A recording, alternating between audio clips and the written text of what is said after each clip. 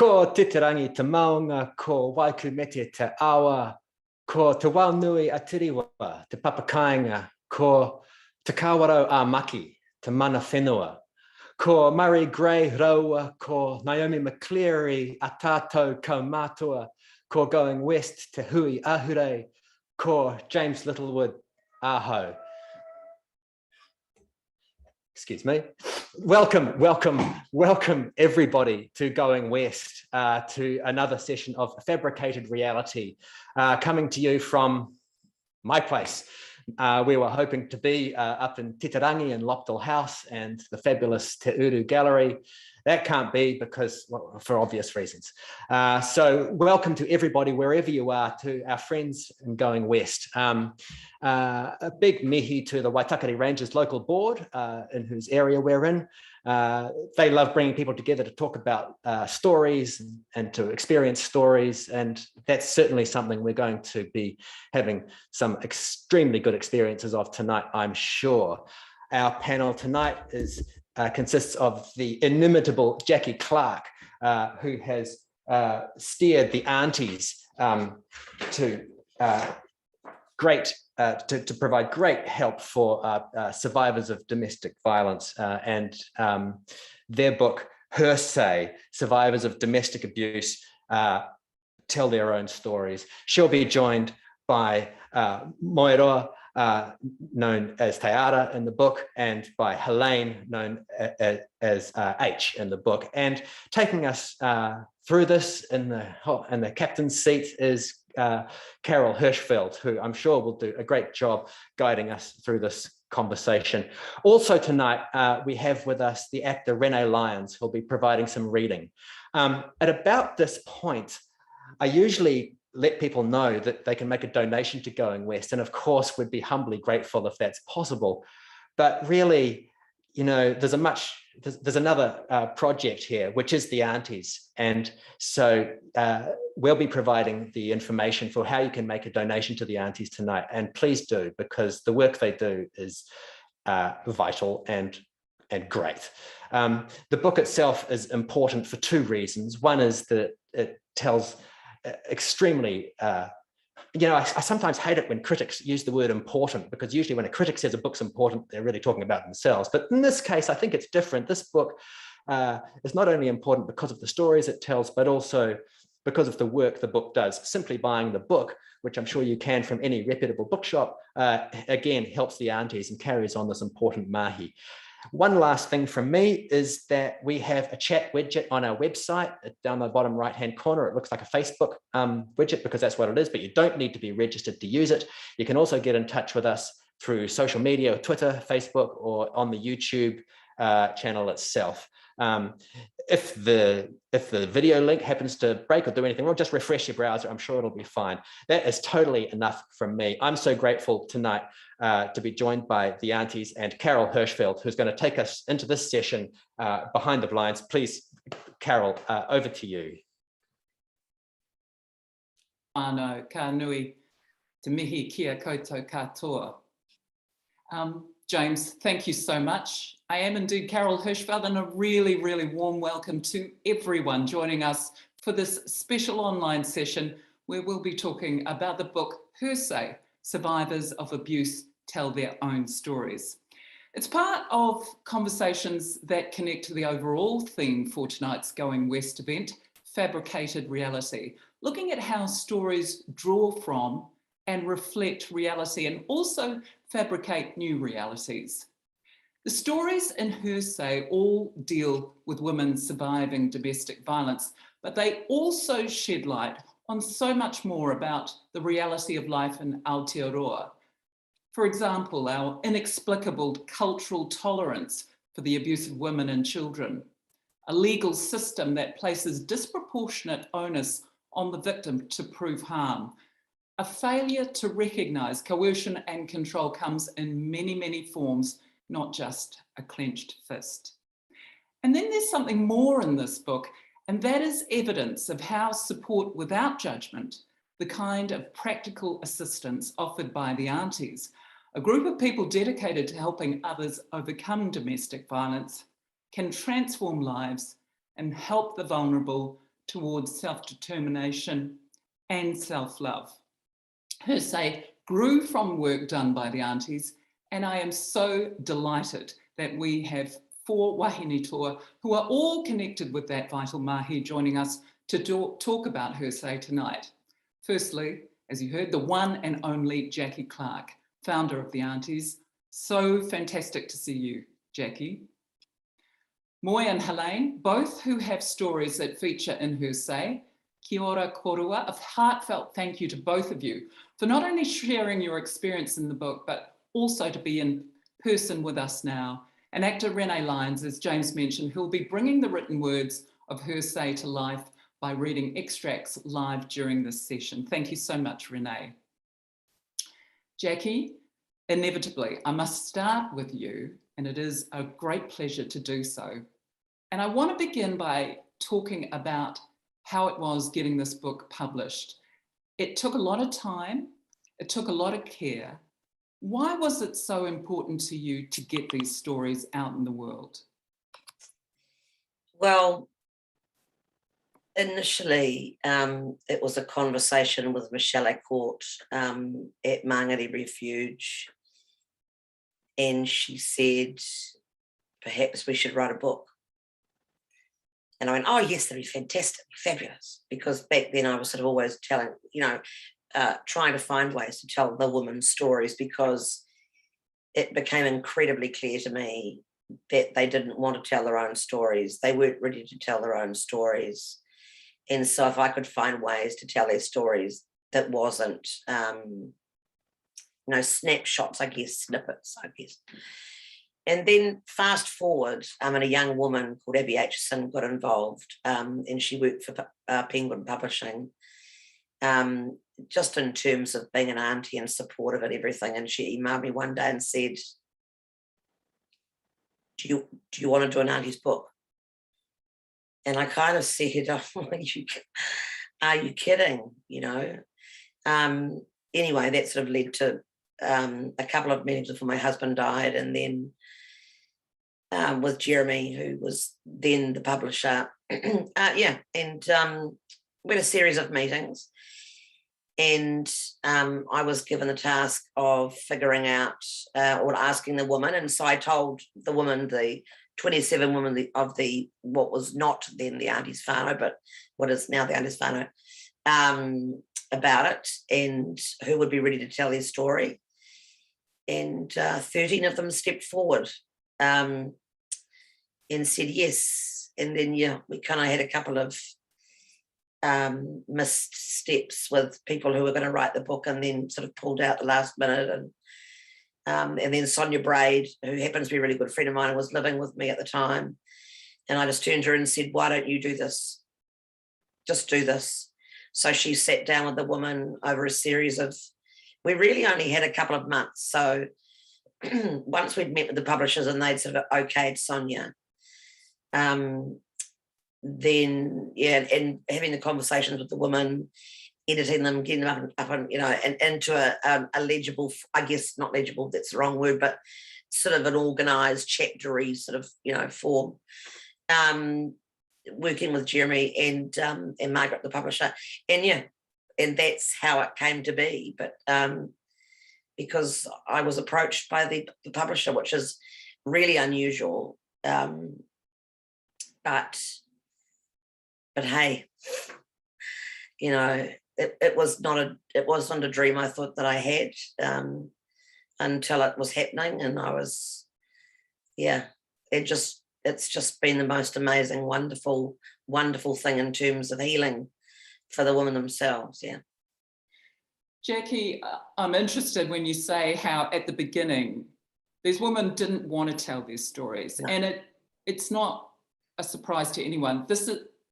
What is in this book are some of the most devastatingly intimate experiences of women's lives, and in those pages, those individuals, what they have gone through, and I may add that you're one of them. Basically, what it shows is how trust can be completely extinguished, I guess, normal capacity for trust. So it strikes me as an incredible achievement being able to get those women to trust you all to tell their stories? Well, you know, the way that we've always worked, the way that I've always worked has been that there's a kind of a sentence that I use all the time, which is trust, time plus relationship equals trust. And that's come to be. So because I drove a really shitty car for a number of reasons, I kind of had knocked out a few of the rungs on the trust ladder, if you like, before I'd even sort of met people. And of course, now I have long-standing relationships with people. So, yeah, and I'd kind of been, it's like with counselling, and for a couple of years I was saying to people, you ready yet? Are you ready yet? You know, and asking them occasionally, are you ready to tell your story yet? Because we never, the women's experiences that are in the book, a lot of them are a surprise to me. Yeah. Because we never talk about that stuff. So Moy's story, we've been really good friends for quite a number of years, and we met at Mangere Refuge. And she kept saying, one day I'll tell you. And then it was in the book, and I rang her up. In the transcript, it was sent to me by the publisher, and I read it.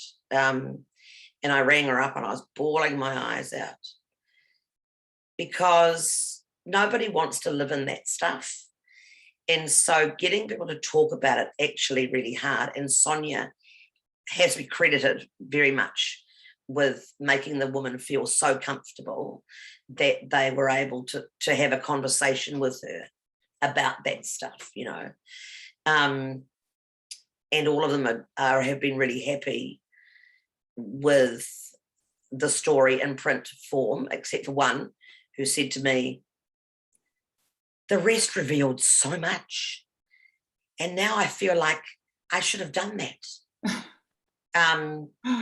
You know, because she polices herself quite severely. And a lot of in fact, all of the women who are in the book have said to me, that's not even half of it. And I've gone, yeah, I know. It's the less ugly bits that they've actually spoken of. But yeah, so we never really talked about that stuff particularly in any of my kind of lunches with them or being with them, and we talked about other stuff, you know. But I got really, really good at reading between the lines, so I kind of knew what had been done to them in a very vague way, general way. Yeah. But I guess it was your authenticity that opened the door, that made it possible for them to come inside. I want to take this opportunity, Jackie, actually talking about how you work, because I'd like this to be a chance to do a little bit of myth busting, because I know there are real misconceptions out there about what you do and what the aunties actually do. So maybe we can set the record straight, because quite often people think you're the person who turns up when there is an incident that's occurring, but that is not the case. No, I don't do frontline anymore. Well, I don't do physical frontline anymore. Basically, the Aunties is a reference to the community of people who are our donors of money and stuff, our supporters, our people who cheer us on and what have you. There's the board, of course. There's me, I do all the kind of on the ground work. There's Phil. So really there's actually only two of us who are kind of just doing all the stuff with the particular whānau of women of 27 people. But I mean, the other stuff that I do is I talk to hundreds and hundreds and hundreds of, probably about 900 people a year, I guess. But I don't even meet them.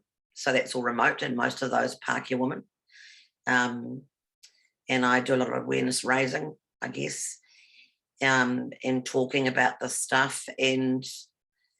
But on a practical level, I focus very much on these 27 women, on their material needs and their emotional needs.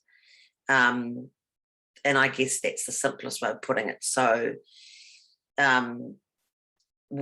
as need arises has always been how it works. Whatever need it is that's arisen, you know, I mean, recent ones have been phones because, well, the woman who phones smashed, or, you know, but none of these women are in abusive relationships anymore. Some of them haven't been for 35 years. Some of them haven't been for a year. So, and they're of varying ages. So the youngest one is 29 and the oldest one is 66. Yeah. And it's just about the healing, really, and anything that kind of facilitates the healing. And I guess, you know, when you talked about the fact that some of these women, it's been years, that really speaks to the long tail, the Yeah. ongoing effects. Yeah, it really does. It really does. You know, a lot of them have none of the women had ever done counselling before. And I didn't force them to get counselling. I certainly encouraged it. And some of them, you know, are going every week now, and really enjoying it and talking about themselves, which is something they've never done before. And some of them are a little bit more, most of them are doing it actually, but there's a couple that are a bit more reluctant, yeah. But yeah, it's about focusing on yourself, and it's about self-belief. And so many of them don't believe in themselves still. And that's the lifelong process, is coming back to a place where you believe you are worthy of love, of loving yourself, and you are worthy of being loved by other people. And a couple of them are in new relationships, and with very gentle people. And I have one who she messages me a novel every morning, and you know, and we talk about the things for her to look out for, you know. But she talks about how different that is for her, because she spent her entire life in abusive relationships, as well as being a survivor of childhood sexual abuse and having a pretty tough childhood. So yeah, it's about the healing. Really, it's the healing is everything. And the most remarkable thing of all is that they healed me as well. So we kind of all did it together, really, which wasn't a deliberate thing. But and I think that's probably why I have a bit more success than some people, because I'm damaged as well. I want to come back to this, Jackie, but I'm going to take at this point, I think it's kind of a perfect point when we talk about the damage, to actually turn to one of our readings. And we're going to move to the book itself, and we're going to hear now from Tiara's story, Moi's story, which will be read to us by Renee. He used to take the door handles off our bedroom door. In order to get into the room, we had to use a knife or scissors. I honestly did not know that was part of his way of keeping me in there. And these sorts of things, the power struggle, my naivety kept it going. I truly did not know. It wasn't until I did a university paper that highlighted the power he had over me. It was all manipulative, and it was deeply seedy. When I look back, the feeling I have is ugliness, his ugliness. My family used to say to me, "What happened to your door handle?" And I'd just say exactly what he told me. "Oh, it's broken." But when we moved out, I put the door handle back on, and I could see there was nothing wrong with it. After my daughter's first birthday, we were fighting a lot more. This was when I was hiding from everyone what was happening in our room. I tried keeping everything quiet, but my daughter was in that room there. One night he came home, he was drunk or something, and it was even worse. He was back into his grunting, and that told me that this was going to be bad. I'd already started thinking, it wasn't like this when he was inside, and I was beginning to see another way to live. So he came home and started grunting. So for the first time ever, I asked for help. I couldn't get out of the room, and I was holding my daughter thinking, fuck, my baby's going to be involved. But she had already been involved for a long time. This time she was awake and I was trying to calm her down. So I called out to my sister and I ended up walking to the door because I knew there was a knife under the cot, which was right next to the door. She said, "What do you want?" I said, "Hold on, I'm just going to open the door." And I watched him as I opened the door. And in my head, I thought, fuck, he's pissed. I'm going to get it. My sister said, "What is it? Can you just hold baby? I won't be long." I went to hand her over and he punched me in the head. Boom. My sister saw it and just as quickly she punched him in the head. Boom. That was a day that changed everything. In that instance, I saw the power change. My sister didn't have to do much to manhandle him out of there. This is the biological mother of my daughter. She said, "Oh, bro, when I saw that hit, it was over for me. You do not hit my sister like that." I had never seen that before. No one had ever seen it before. But when they saw the ugliness, they told him to get out.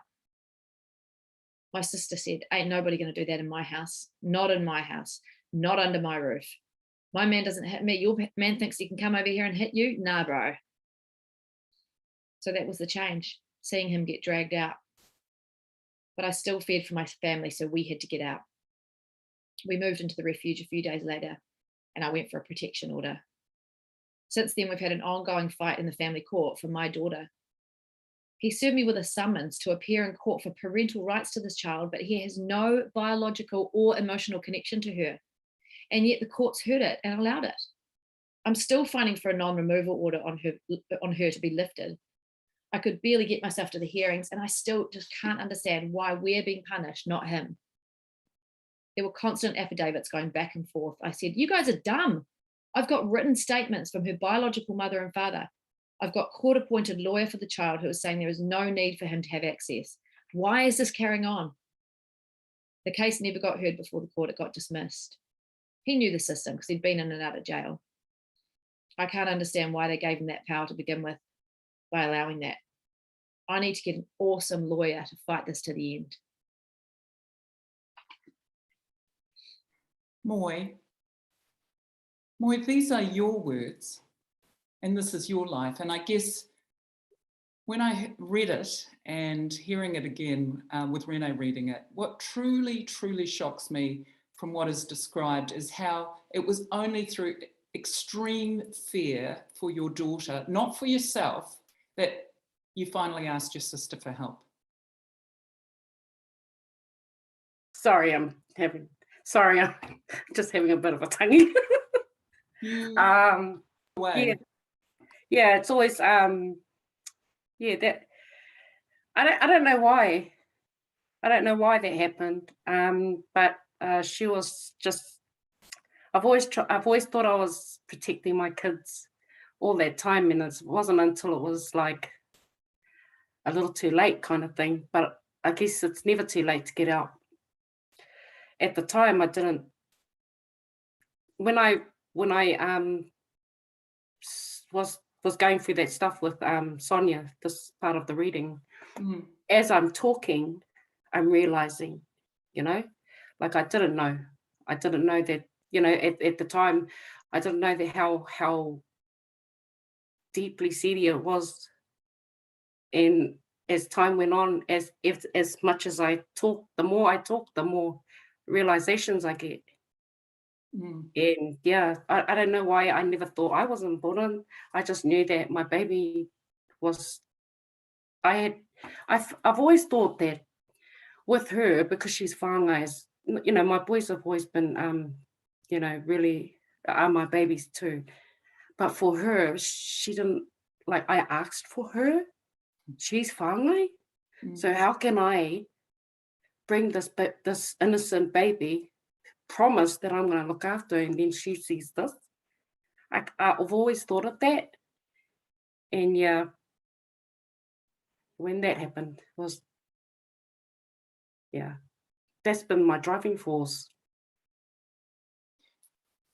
You had a 6-year relationship with your ex, and during that time,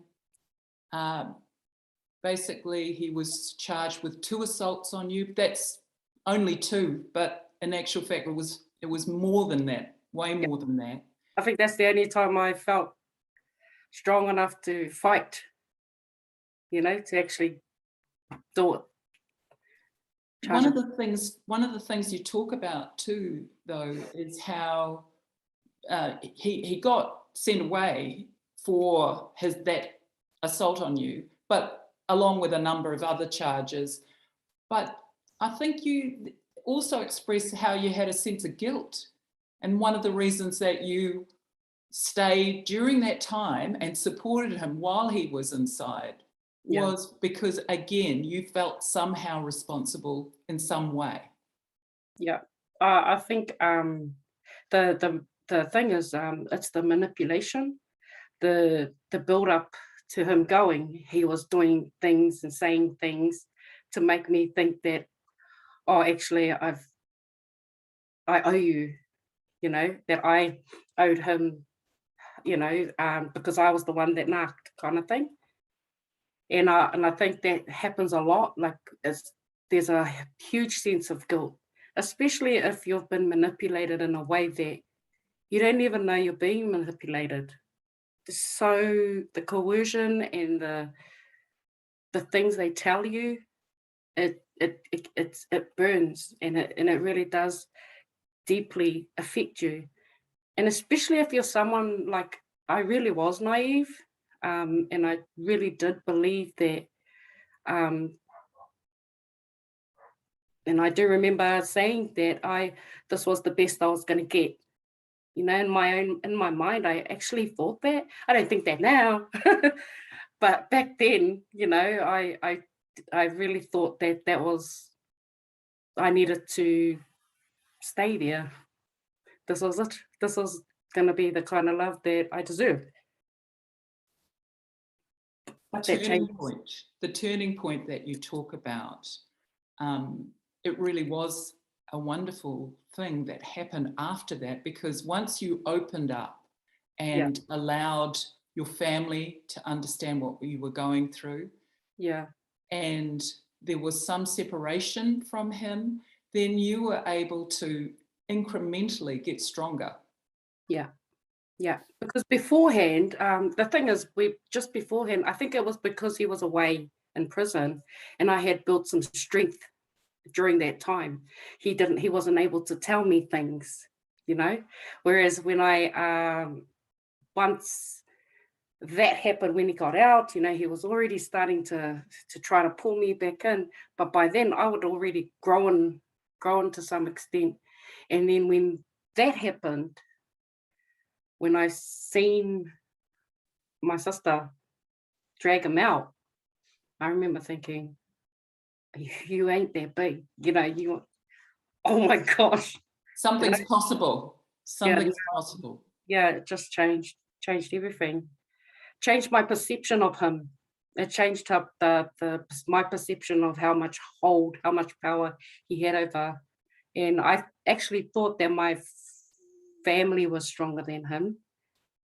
And I had more, I started to see things a lot clearer after that. It took a while. And it took a while because of the secrecy, really, that you were hiding this from the rest of the world. I mean, you know, to be used to the idea that there is no door handle on your bedroom as a day-to-day reality. Speaks of where you had gone in terms of your mindset. And even having knives underneath the cot. Like I look back now and I'm thinking, I can't believe I had a knife underneath her pillow, you know? Because it's not underneath her pillow, but it was underneath the mattress. It's the way that I used to open the door, but it's also subconsciously a way for me to just, for protection, you know? It was. Changes in perception, though, changes in perception of yourself led you to undertake a course in social welfare work, which is wonderful, and it's work that you're still involved in now. Yeah, I think it was whilst I was getting counselling at the time, things happened. I just couldn't understand how no one. If I had known back then the kind of support that was available, I did not know that. I remember sitting in the counselling sessions thinking, because I was starting to open up, I was starting to, feel things that were making me stronger, making me go, do this. I was starting to have this plan that was like, yes, I'm going to do this and I'm going to do that. I'm not going to give up. I started realizing that I wish I knew this ages ago. Probably I would have left. But in hindsight, like, it depends on how you are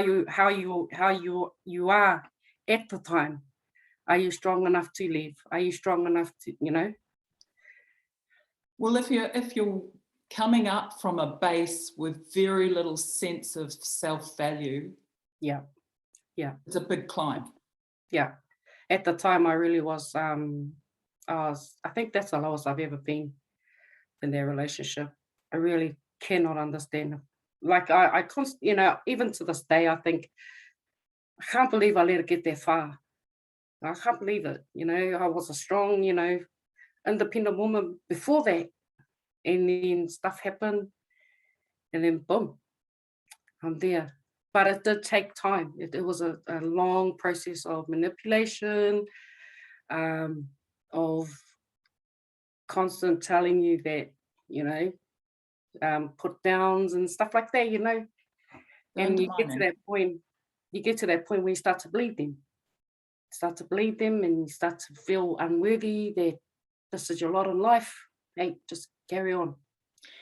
Well, another way that you showed your strength and continue to show your strength, Moy, is the way that you have sought to continue protection of your daughter while he tried to seek access, which again is a really shocking part of your story, is how he had some leverage through the courts to actually seek access to this child who he has no biological connection and no emotional connection.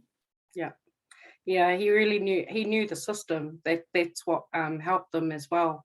He knew how to play the system. He knew what kind of orders to grab. But even the system itself has so many. I just couldn't understand why they can allow someone who wasn't even, like, I had so much evidence to prove that. I mean, it shouldn't even have gone that far to be heard in court, in my opinion. But it is there. And at one point there, I even thought, oh, I get it. Maybe there are families out there that are trying to, everyone needs to be heard. But in this case, I still couldn't understand that, because he wasn't biologically, he wasn't in her life for very long, all of that stuff. He wasn't even a part of her life, really. And I couldn't understand why the court system allowed that process to even continue for a long time. And has it finished now? Yeah, kind of. All we need to do, it's real easy. When I did finally get a lawyer that Jackie put me onto, this lovely lawyer, it was so simple. She said, it's all you need is this and that, and yeah, don't worry about it, and we don't even need to notify the guy. And that's when I went, really? Really? Oh my gosh. Okay. I think also because there's not enough information too for people like myself, or for anyone that needs to get any sort of help legally. People don't know what that battle looks like, or how to fight that battle, and even enough information about what your rights are, as a mum. Yeah, there's not enough education around it, because I didn't know nothing. This is incredibly interesting, Moy, and thank you so much for sharing these really personal details. It's interesting because our second story that we're going to hear from is about a different kind of court challenge that displays, though, a similarly illogical and sympathetic treatment toward the perpetrator, which seems to be a fairly consistent theme through the book too. So We're going to go back to Renee again now for our second reading, and we're going to have an extract from H's story. I went to sleep that night, and in the middle of the night, I could hear a scratching sound. And I looked out the window, and he was out there scratching something into my car, holding a bottle of wine and scratching away. I thought, shit. So I called the police, and they came along and took him off. And he'd scratched into the side of my car, HIV whore, in huge letters. The most peculiar thing about that is that his brother had HIV and had been living with HIV for years. There was nothing I could do about it. I had to go back to work with my car looking like that. I was just so distraught.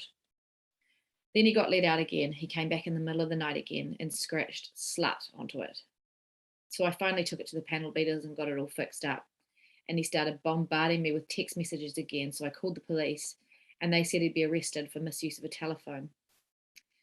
Then he sent an email, because we were moving in the same circles in the music industry, to all of the people I worked for and all of my business contacts, saying, I regret to inform you that Helene is in the late stages of HIV, so she won't be able to take any more work on due to her failing health. To this day, I have people I haven't seen in years come up to me and say, oh my God, you're looking so well. He'd sent it to everyone.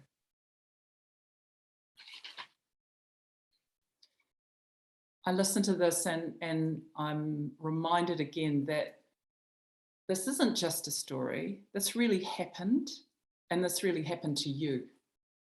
So how do you feel, and what do you remember and recall from that time? How do you feel when you hear those words? Yeah, I think what I remember is just overwhelming feel of shame, and an overwhelming feeling as it went on that it wasn't going to go away. So it was, it would be, I'd be going out with a friend for a drink, and then suddenly we'd see someone who'd say, oh, how are you? And, and they'd have that look in their eye, and I'd be like, oh, and then it would come back to me, right, I know what they're talking about. And that's went on for years and years. And like I said, there's still people today that believe it, which is, it's extraordinary. And I just felt so embarrassed that I'd let myself get into that situation, and that I had such little confidence and self-belief that I didn't see how badly I was being manipulated. Like Moy, being told I was worthless, being told, oh, you'll never get anyone like me, you'll never do this. And I just, over that time, I just thought maybe this is all I deserve. This man you had a relationship with sought to not only threaten you physically and emotionally, but he set out to damage your livelihood. Yes. And, how did you rebuild, I suppose, in the face of that? I think I just had to, because it was just a matter of because I've always worked for myself, so I was a contractor, and it's like, right, I've got a mortgage to pay, I've got to get on with my life. And so I just had to just knuckle down and just try, and over time, I spent 2 years where I didn't have any relationships because I was like, I just don't want anyone near me. And then I think that allowed me to get stronger and stronger again, and sort of start realizing that I was fine by myself and I didn't need him in my life or someone like him in my life to feel that I was saving someone or looking after someone all the time.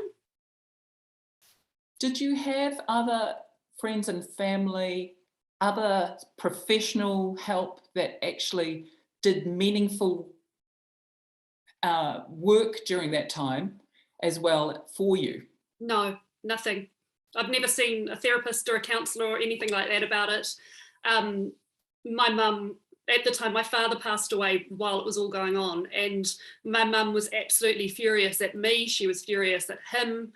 One night when the police came and arrested him at my house, I'd called her as well. She turned up and the police held him while she punched him in the face. And she was just so frustrated the whole time. But she also isn't the most emotional person, so she didn't ever say to me, open up, talk about it. She was more like action. She was like, right, we're going to get in there, we're going to do this to him, and we're going to do that to him. But yeah, I never spoke about it really to anyone. Your ex, he wasn't a physically imposing guy, but he was really intelligent and really manipulative. And very angry. I think the anger as well was he was completely fueled by anger and frustration in his life, and what he thought he deserved and what people owed him. And he always had to have a feud with someone. over some ridiculous thing. So I think that he carried a lot of anger himself. What when you look back and try to analyze where that anger came from him, do you understand it at all? Well, again, another strange irony to the whole thing is that he grew up with an abusive father and used to see his mother being beaten up every day until finally the marriage went sideways. And so he always had this anger about what an awful person his father was, and how he'd had to look after himself early on because he didn't know if his dad was going to hit him. So he'd grown up within dysfunction and then thought that the world owed him something. And so he took that out on other people. Have you witnessed this in other men, that kind of male anger? Perhaps not expressed as fully, but do you think it is something that other men you know also deal with? Yeah, I think there's a lot. I think it's all genders.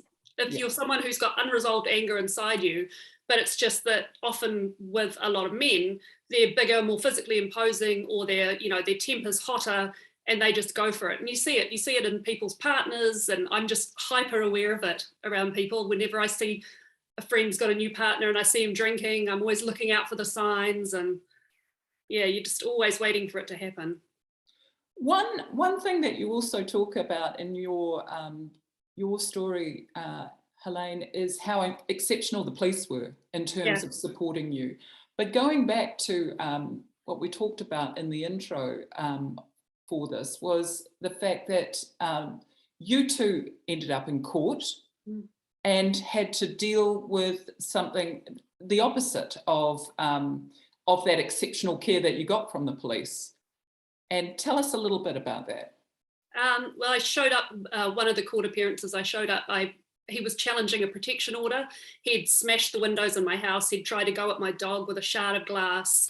He'd attacked me, and then all the car scratching happened. So the police got me my day in court. They went with me as support, and they got up and gave their side of saying, we recommend that he goes to anger management. We recommend that he does an alcohol and substance abuse program. And I got up and said gave my victim statement, and the judge just took one look at him and said, oh, we all have a whiskey sometimes and do something that we think is a bit stupid the next day. I don't think he needs to do any of those things. Did the police hang their heads in shame? Just in disbelief? One of them started, he had tears in his eyes. He was like, I just can't believe this keeps happening. And I want to quote from something you wrote in the story. My experience has made me constantly and reinforce the messages of feminism and equality with my son, and it's really got into his head.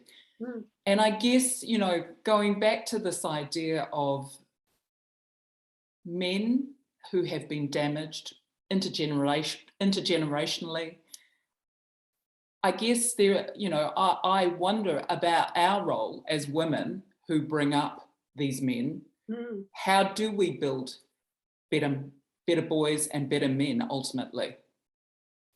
I think a lot of it is teaching them independence and self-confidence, and just like a self-awareness and an awareness of the people around them, and the ability to be kind, to be sensitive, to cry when they need to cry, just all those little things. And it's the same with when with saying to young girls, don't go out and get drunk. No, they don't say that. Say to young boys, if you see a young girl who's drunk, check she's okay. It's as simple as that. And just reinforcing that from a really, really young age, that, you don't need to, if you are feeling angry, if you are feeling frustrated, talk it out with me, or talk it out with your dad or your friends, or don't bottle that rage up and then just explode or do something stupid on social media, or bombard someone with 1 million text messages that are abusive. Or it's just being open and being a member of the community rather than just a lone wolf who's getting pissed off about stuff. Helene, thank you for again going and sharing with such detail about your experiences. I wanted, Jackie, bring you back into the conversation here after having listened to these two women who you know well and you know their stories. I guess, you know, there are, as I say, one of the themes I think that comes through really strongly in the book is the idea that our courts do not serve victims of domestic violence in any way well, and we've got a long way to go there. But I wonder, really, what is it that really pisses you off most about sort of public perception and the way that we talk about domestic violence, and how far away from the realities are we in terms of thinking about it or being able to address it, the realities? How long do we have? I'm serious because I'm deadly serious, because just you're talking about it, it brings the rage up in me. You know, because I think, and I bang on about this a lot, really. So, for example, I'm just going to call you out there a little bit, Carol, but everybody does it. Everybody talks about strength, right? And Moy was saying I was strong enough to leave and finding strength. It's not about strength. It's about remembering who has the power, that you have the power, right? And the court system basically says to you, no, you fucking don't. The family court in particular are obsessed with children seeing their fathers. And am I allowed to swear like the bad word? I think we're in an open forum, and we're all consenting adults. Okay, so people who are familiar with my work and my words will know that I talk a lot about Pākehā violence, and I talk a lot about what I've now termed cunts and cardigans. So these are people who turn up in court, usually cis men, often wearing a cardigan. It's quite funny. But very mild-mannered and, you know, very calmly spoken and reasonable, you know, and it's all very reasonable, right? And I'm always really suspicious of cis men like that, just for a start, because I know a lot of very nice men, but I know very, very few ones who understand what calling out the system effectively looks like. And so you have a system, a society that excuses, protects, and defends the existing power structure. The existing power structure was built by cis men for cis men. And cis Pākehā women do a really good job of doing that also. And you asked me what pisses me off the most. It's that when you're in a position where you've done quite a bit of healing and you're feeling like, okay, you know, you've been reminded of your power, you kind of go, yeah, I do have power. And then you're faced with a system that says to you, I believe him. You can fuck off. You're a bad mother. You're a bad wife. He wasn't as bad as you say. And that's the thing that really, really pisses me off. And as I understand it, judges don't actually have that much accountability.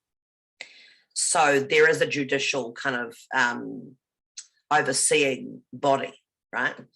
But it doesn't seem to have much power. And I suspect for a very long time that was because of the old white boys club, and that's kind of changing now, obviously. I'm just going to jump in here. Two things. One is I do want to actually urge our audience very belatedly, if you've got any questions, please send us some questions, because we'd love to hear from our audience who are watching. But hearing what you're saying too, Helene, what's your response to what Jackie's saying? Absolutely true. Absolutely true. I mean, I hear stories like that all the time, and it's always, there's always some do-gooder in there that's not really doing much good at all. Yeah, and Moy, given what happened to you in trying to fend off somebody who had no relationship to the child that you're taking care of, yet the courts are giving him every right to get in there and try to, you know, have at least access, if not some level of custody. How did you feel about the way that you were treated by the court system or our legal system? Oh, I just think it was rude. I also think that sometimes I don't think they read the notes, or they don't read. They just, oh, okay, this thing, okay, quick. And I remember it being quite fast too, things happening. And I felt like that's not enough time to read the story. There's heaps there. You know, it's just, it's not enough time to be making judgments. Yeah, it's pretty shoddy, the work that happens over there in the judging, in the court system. They need to overhaul the whole thing and start from scratch. Jackie, I imagine that you would agree with that, but, you know, in practical terms, what might be the thing to prioritise to make it better? Well, you know, the Backbone Collectives have been trying to speak to judges for years and years and years about this, and been doing some really incredible work with survivors of DV. But, you know, when the minister, who was then Andrew Little, says, oh, there's nothing wrong with the family, it's, you know, you're kind of like, mate, what the fuck are you on, you know?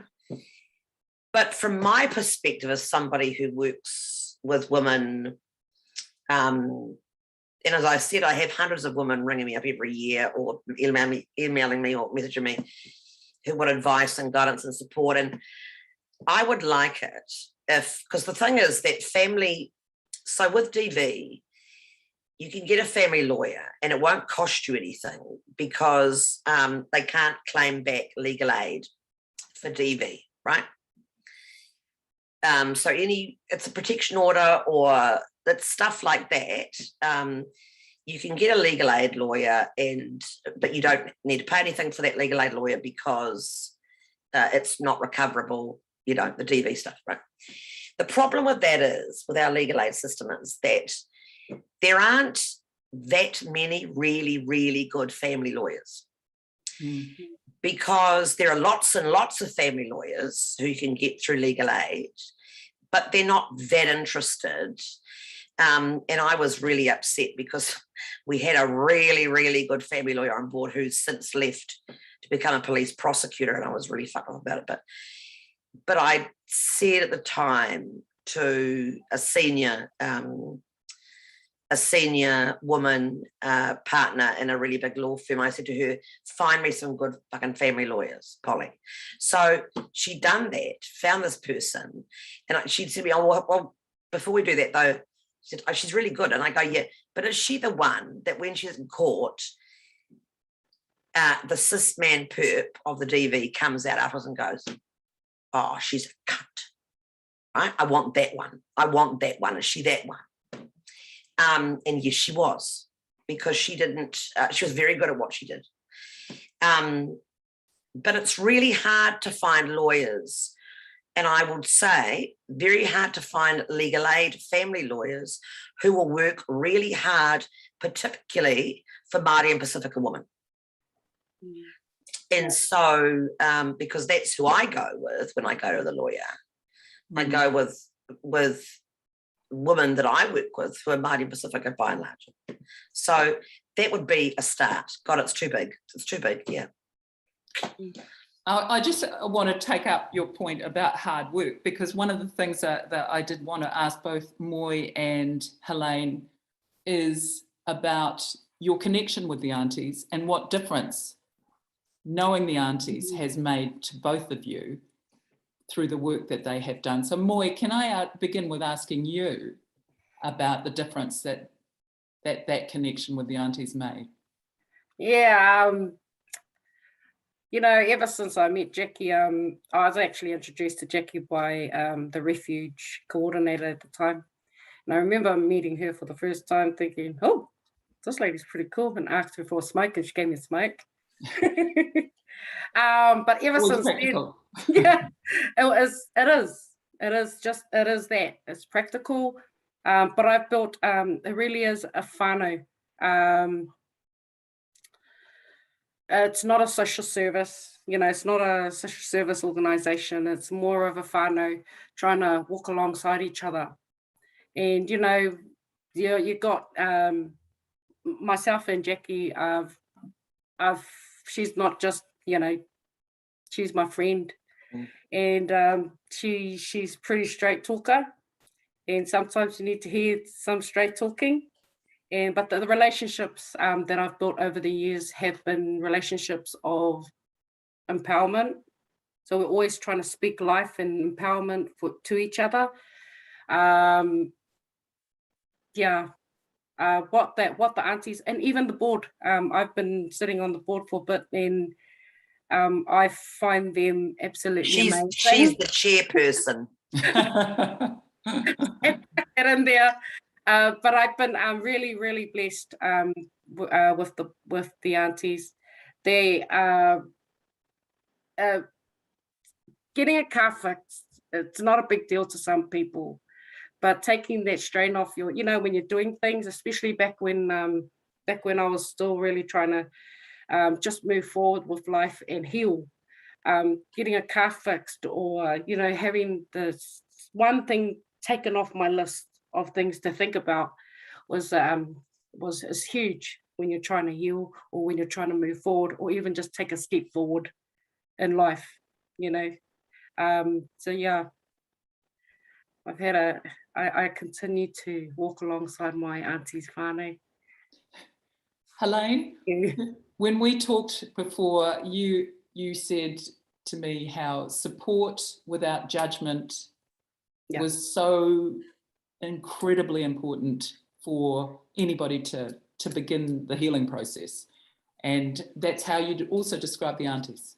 That's what they offer.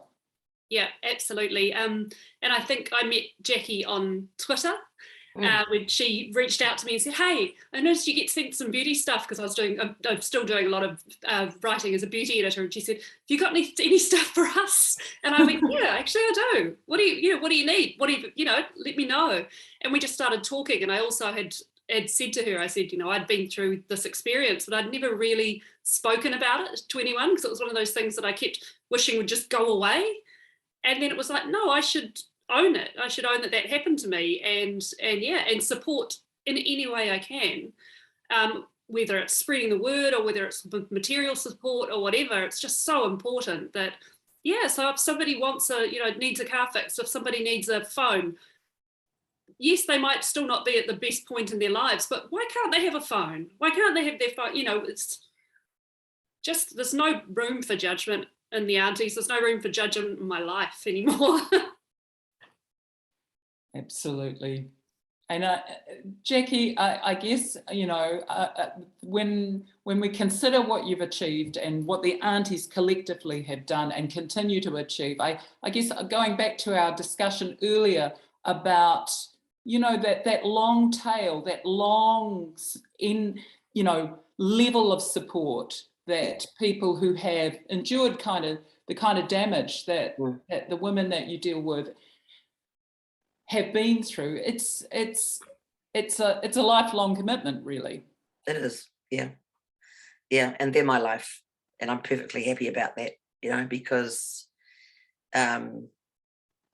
it's a really selfish job, my job. I'm really clear about that, because I love it so much. And I love these women so much. And I like being a sole trader, because the board decided I should be self-employed. So, and I like that. And with COVID, that will change. It's changing, actually. But, I like taking somebody out to a nice cafe and having a nice meal. And just yakking and chewing the fat and talking about stuff, whatever that stuff is that's either going on, like their life or whatever it is, about their kids, and I just feel extremely lucky and very grateful to the woman, actually. And I've always said that people don't really understand that they do far more for me than I do for them, actually. It's very simple, really. You know, I'm walking alongside them, but they walk alongside me as well. And I think I alluded to before, you know, we heal each other. And that's the difference, I think, is that recognizing, because, you know, a lot of charities, a lot of organizations, it all comes from a very kind of, we're doing this to you, you know, so it's a very kind of, it's very patriarchal. It's kind of very, instructive or prescriptive. And but also very kind of, you're the donee and we're the donor was, you know. And I don't fly like that, you know, because I know that a lot of the aunties community, our donors, for example, a lot of them have come to us as donors, like Helene, because they're badly damaged by intimate partner violence, and seeking to heal in some way, you know. And so that's something they get to do, you know, if they want to. And it's recognizing that none of us are better than the other. None of us know more than the other. None of us are smarter than the other. None of us is immune to this, you know. And I really, really would punch home that also, that was a wrong word to use, wasn't it?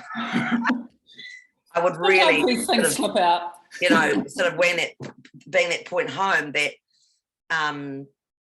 these women are the most extraordinary human beings.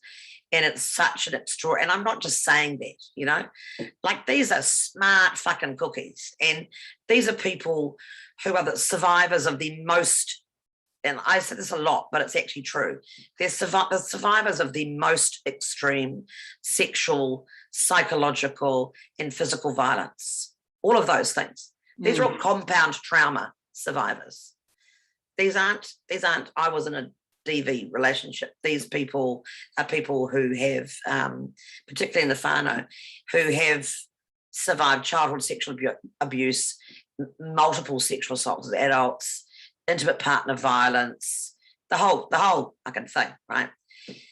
That they're even here at all. I just tell them they're miracles, you know, because like, what the fuck, dude? You know, that just extraordinary human beings and shiny, and I call them my shiny motherfuckers too, because just their modi is so incredibly, as the quote behind Moy says, the light beaming out. And I see that in these particular people. They just are really shiny human beings, you know. And I just am in awe of them. I'm completely and utterly in awe of what they've survived and who they are as people. Yeah. Well, I'm going to say, and I'm going to bring our session to a close now, but we are in awe of you too, Jackie. So I know you're going to screw your face up, but we'll let you just take that compliment. And we're going to remind everybody that what they need to do is buy this book, Her Say, so that they can meet some of these extraordinary women that you're talking about and understand what they have done and how they have survived, and also make a difference to other women by buying the book, and those funds go somewhere important and special. So can I take this moment to thank you all again for being part of our conversation. Moy, Helene, the extraordinary Jackie Clark, and the wonderful Renee Lyons, who did our readings. Thank you so much. And thank you to all of our audience who listened tonight. I hope that you felt enriched, and you should have. And I'm going to hand back to James. Thank you.